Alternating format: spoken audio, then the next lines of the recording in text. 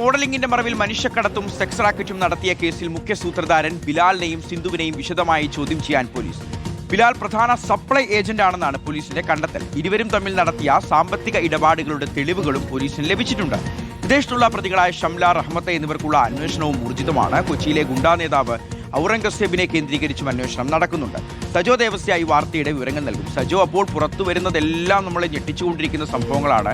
ഇവർ 14 വർഷമെങ്കിലുമായി event management പരിപാടികൾ ഈ സിന്ധു നടത്തുന്നുണ്ട്. അങ്ങനെയാണെങ്കിൽ കുറേ അധികം വർഷങ്ങളായി തന്നെ ഇവർ മനുഷ്യക്കടത്ത് നടത്തുന്നുണ്ടോ? അത്തരത്തിൽ പോലീസ് സംശയിക്കുന്നുണ്ടോ?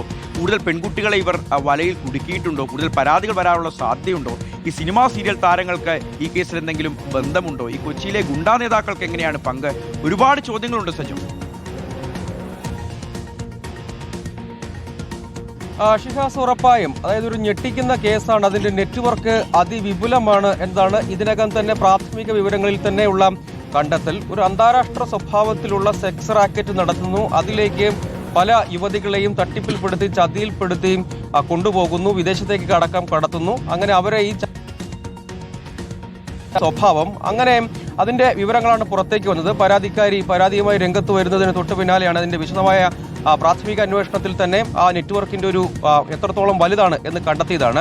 അപ്പോൾ അതിന്റെ അടിസ്ഥാനത്തിൽ ഈ മുഖ്യപ്രതികളായ രണ്ടുപേരെയും, അതായത് ബിലാലിനെയും സിന്ധുവിനെയും നേരത്തെ തന്നെ അറസ്റ്റ് ചെയ്തതാണ്. ഇരുവരെയും കസ്റ്റഡിയിൽ വാങ്ങി വിശദമായി ചോദ്യം ചെയ്യണം. അതായത് ബിലാൽ തന്നെ ഒരു സപ്ലൈ ഏജന്റ് എന്ന രൂപത്തിൽ പ്രവർത്തിച്ചു എന്നാണ് കണ്ടെത്തൽ. വർഷങ്ങളായി ഇത്തരത്തിൽ യുവതികളെ പല രൂപത്തിൽ മറ്റു ജോലികൾക്കും എന്ന വ്യാജേനയും മറ്റുമൊക്കെ വിദേശത്തേക്ക് കടത്തി ഇത്തരം സെക്സ് റാക്കറ്റ് കെണിയിൽപ്പെടുത്തി എന്ന കണ്ടെത്തലുണ്ട്. അപ്പോൾ ഇരുവരും തമ്മിൽ വലിയ സാമ്പത്തിക ഇടപാടുകൾ നടത്തിയിട്ടുണ്ട്. ബിലാലും സിന്ധുവും ഇവരാണ് മുഖ്യ ആസൂത്രകരായി പ്രവർത്തിച്ചിരുന്നത്. അപ്പോൾ അവരുടെ സാമ്പത്തിക ഇടപാടുകളടക്കം വിശദമായ പരിശോധനയിലേക്ക് പോകേണ്ടതുണ്ട്. അതിന്റെ തെളിവുകൾ ലഭ്യമായിട്ടുണ്ട്.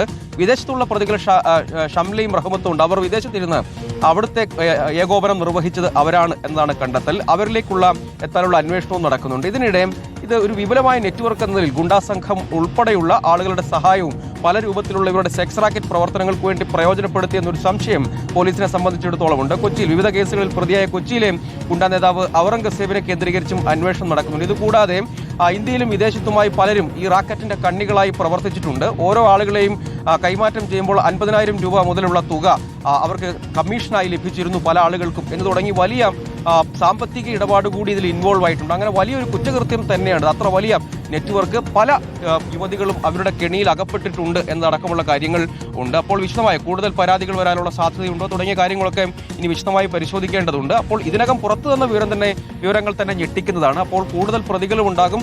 അങ്ങനെയുള്ള വിശദമായ അന്വേഷണത്തിലേക്കായി ആണ് പോവുക. അതിന്റെ പ്രാഥമിക ഘട്ടമാണ് മുഖ്യപ്രതികളെ കസ്റ്റഡിയിൽ വാങ്ങി ചോദ്യം ചെയ്ത് തുടർ നടപടികളിലേക്ക് കടക്കുക എന്നുള്ളതാണ്. അതിനാണ് ഇപ്പോൾ പോലീസ് നീക്കം നടത്തുന്നത്. ശരി, സജോ ദേവസ്യാണ് ഈ വാർത്തയുടെ വിവരങ്ങൾ നൽകിയത്.